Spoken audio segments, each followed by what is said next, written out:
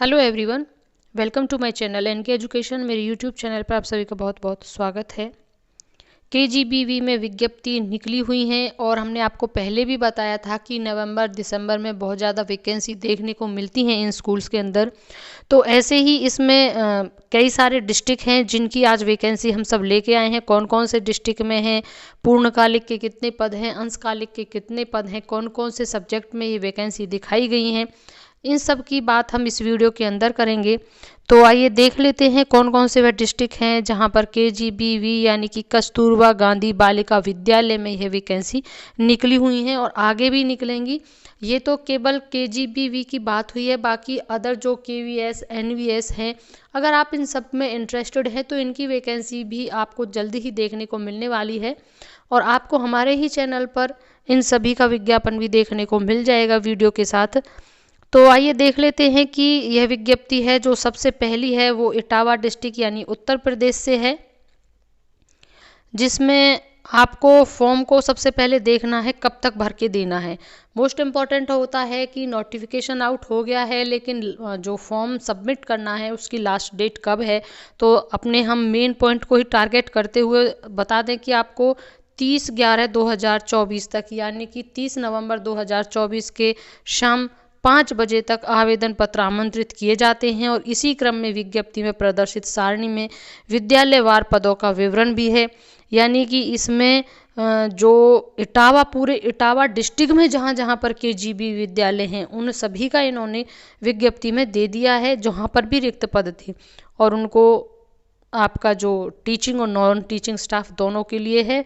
और पंजीकृत डाक द्वारा, यहाँ पर आप देखिएगा पंजीकृत डाक द्वारा ही आपको कहाँ देना है, कार्यालय जिला बेसिक शिक्षा अधिकारी, माल गोदाम रोड, इटावा, ये एड्रेस है। चाहे तो आप स्क्रीनशॉट ले लें और नोट डाउन कर लें।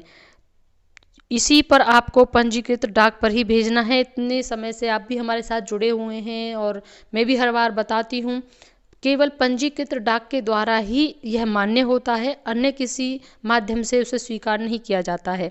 तो सबसे पहला हम देख लेते हैं पोस्ट पूर्णकालिक की है, जिसमें केयर टेकर का निकला हुआ है, छात्रावास नगर क्षेत्र इटावा, ये एड्रेस है। अब कई डिस्ट्रिक्ट से है तो सभी का तो कवर करना मुश्किल हो जाएगा, इसलिए आप देख लें, स्क्रीनशॉट ले लें। 3 डिस्ट्रिक्ट कवर करने हैं आज, जैसे जैसे निकलते जाएंगे सभी डिस्ट्रिक्ट का मैं बताती जाऊंगी। और यहाँ पर ये नॉन टीचिंग का है, जो रसोईया का है ये भी नॉन टीचिंग का है।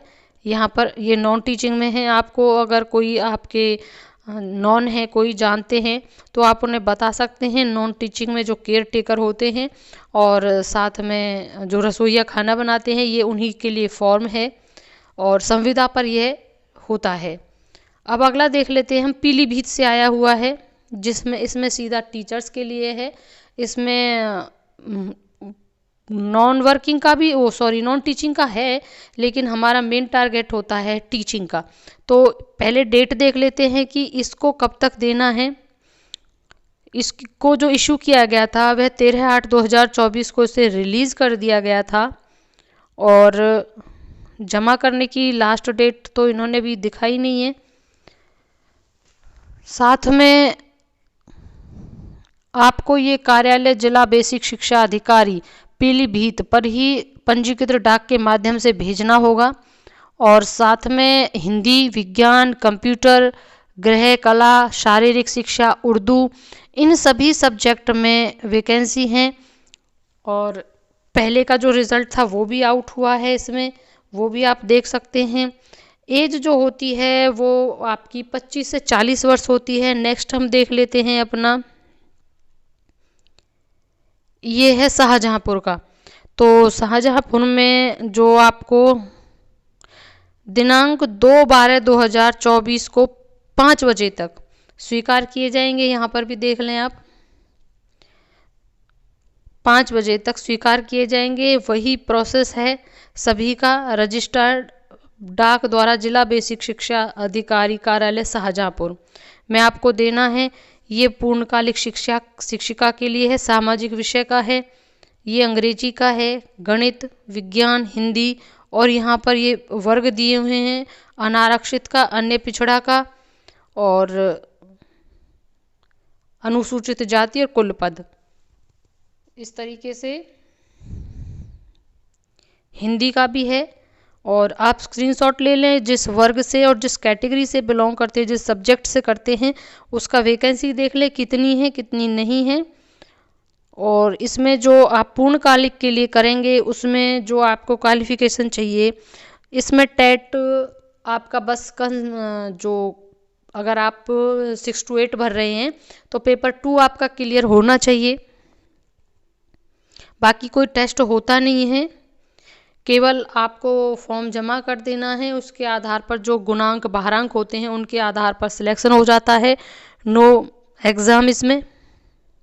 और बात रही नॉन टीचिंग स्टाफ की, तो यहाँ पर देख सकते हैं नॉन टीचिंग स्टाफ में यहाँ से आप लेखाकार का है, रसोइया का है, उनको भी आप बता सकते हैं। एज क्राइटेरिया आपका वही 25 से स्टार्ट होता है और 40 और आगे तक भी स्कूल के ऊपर डिपेंड करता है, वो इसमें अप्लाई कर लेते हैं, ले लेते हैं।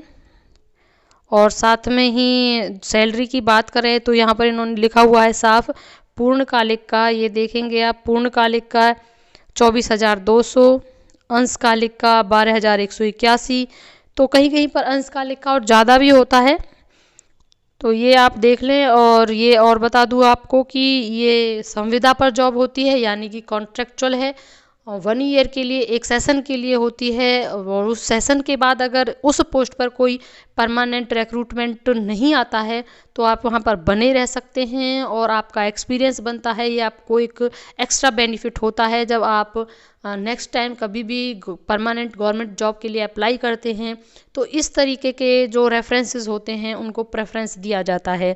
तो अगर आप इच्छुक हैं तो भर सकते हैं, और अन्य डिस्ट्रिक्ट में भी ये वैकेंसी आने वाली है, तो बने रहिएगा। Thank you and thanks for watching.